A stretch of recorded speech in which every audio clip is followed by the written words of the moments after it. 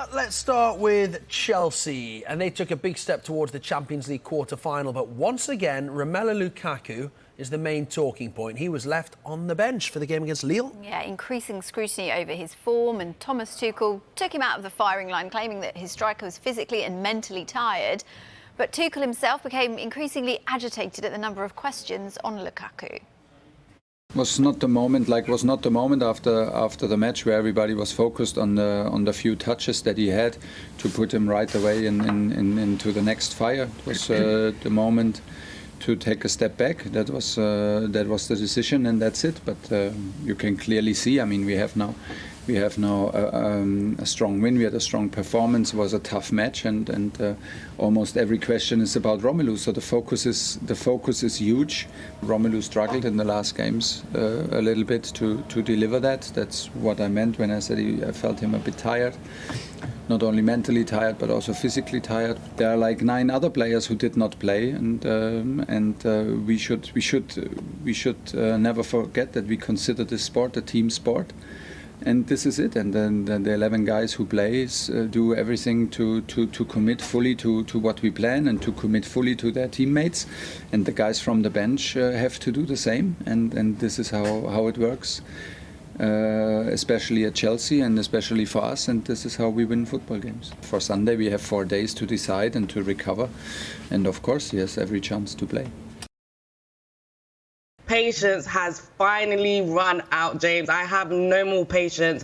The feel around the fans, every time I go to Stamford Bridge, it's so negative. I haven't heard anything positive surrounding Romelu Lukaku, and it's quite sad because at the start of the season, like you said, he was firing. He was absolutely fine.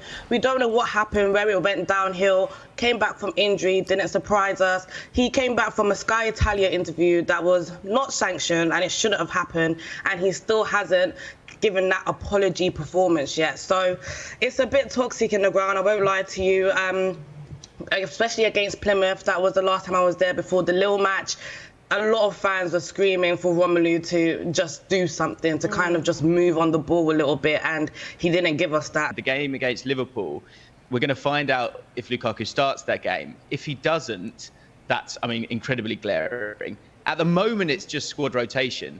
But I think as we go on, and I did a live stream on it yesterday, and the big question I was saying is, what is the best front three for Chelsea now? And is he in it? And I think at the moment, he's not. And this is Chelsea. They spend a lot of money on strikers and they don't always play them. So this is a really strange time for Romelu Lukaku.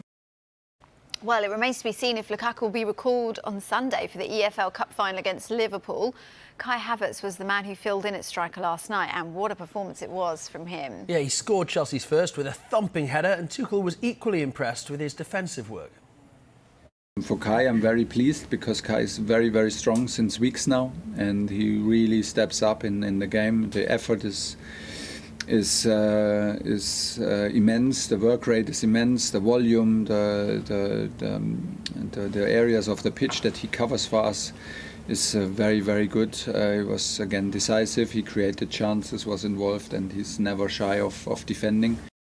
So yeah, Havertz defending from the front, helping to contribute to a 39th clean sheet since Tuchel took over. Actually, get this, that is 9 more than any other team in Europe's top 5 leagues in that same period of time since Tuchel got the job. Yeah, it's pretty incredible. One man instrumental to that record is N'Golo Kante, who Tuchel believes finally returned to his best form last night.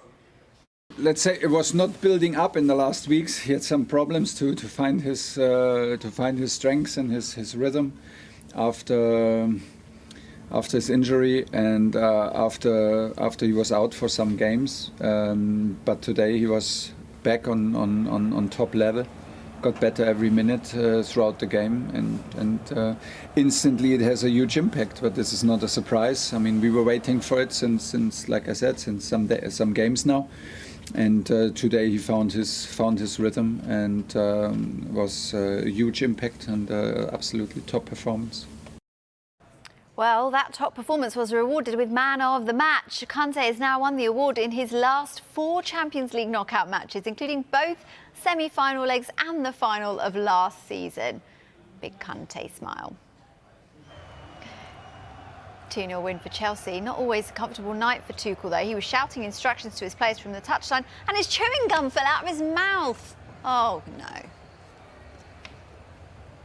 I was shouting and chewing at the same time, which is like obviously not a combination. Normally I catch it, but I did not catch it today. So you have something to laugh about me.